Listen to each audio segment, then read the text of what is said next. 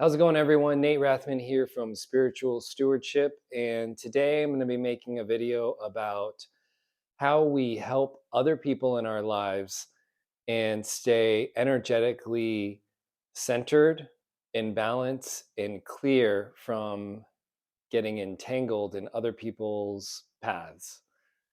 This is a touchy subject, and I speak about it from personal experience, about what it means to try to let other people make their own decisions and to keep good energetic boundaries. I personally have a long history of coming from a family where helping other people meant doing things for them, bending over backwards, maybe even putting yourself in a compromised position so that you can give someone assistance. A lot of this is just kind of glorified terms for having or being trained as a young codependent person. And I'm making the video today because I really have come to this place where I believe it's really, really important to honor people's paths and to stay as energetically centered as possible when observing other people in your life that you care deeply about going through hardship and difficult times. I think that it's critical to hold your center when you're observing someone else going through a hard time. It's really important to know from a metaphysical perspective, a spiritual perspective, that everything that's happening in their life is happening for them and for their soul's growth. And that our attempts to alleviate discomfort or to help or fix a situation is really often coming from a place of selfishness. And I know that that's hard to hear, but give me a second to explain it. A lot of times when we see people that we deeply care about going through something difficult, what is most painful for us is witnessing their discomfort and their pain. And I think as a parent, this is most notable when you're raising children and now reflecting back on um, all of the times that I must have given my mom and dad a hard time. As a parent, you really want to smooth the path for your children as much as possible. You wish for them the best possible outcomes. And there's nothing wrong with that. And the intention there is is totally coming from a loving place. But I think where it gets tricky is when children reach a certain age, and now I'm going to speak mainly about adults. When we all reach a certain age where we have self capacity, we have individuated to a certain degree, it's really important that we honor other people and let them make mistakes. And the most helpful thing that we can do is to just look on them with love, send them light, and know that everything that's happening in their life is happening for a reason.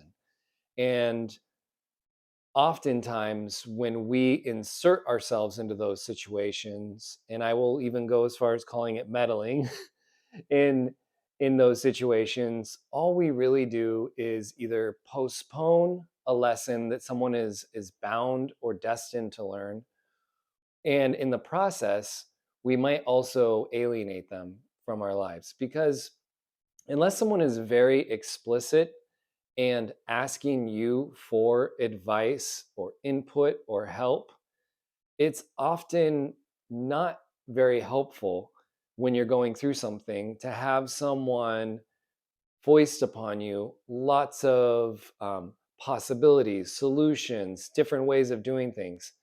Because on a soul's level, there's a part of you that, when you're going through something, that's saying, turn to within, look within for the answers, because your soul, your higher guidance, they all know how to get through, how to navigate this difficult situation. And when we do that to other people, it's in a way saying that we're not really trusting their guidance, their intuition, or their soul's path. And ultimately, that's going to sting. So when you're on the receiving end of that and receiving unsolicited help, it can feel very frustrating, and it can also make you feel kind of alone, because ultimately we are going through these trials and tribulations of being human, living a human life, which is full of ups and downs. It's full of good times and bad times. It's full of heart-filled moments and heartache moments. And those are all the beautiful moments that make living life the beautiful journey that it is. And it's really important to just let people have that process and unfold. And I believe it's our job as loving, caring people in that person's life to look at them and see them from that higher perspective, almost from like the angelic or the God source view, where you're just saying, you're a divine being of light, because we are all coming from source. And if we are all coming from source and we are all on this path of learning, expansion, and growth, then everything that's showing up for that person is absolutely the right thing. And then I, on the flip side, for the person who is exhibiting good energetic boundaries and we're sitting back, it's also a reminder to us that when we're going to be in that moment, that we also have the answers. We also have that power within us, that light to guide the way. And so it's just a reaffirmation of the kind of trust and faith that we have, or that we can find as helpful in living a spirit-led life. So I would encourage you, the next time that someone in your life is going through a difficult moment, just be there for them. Listen to them.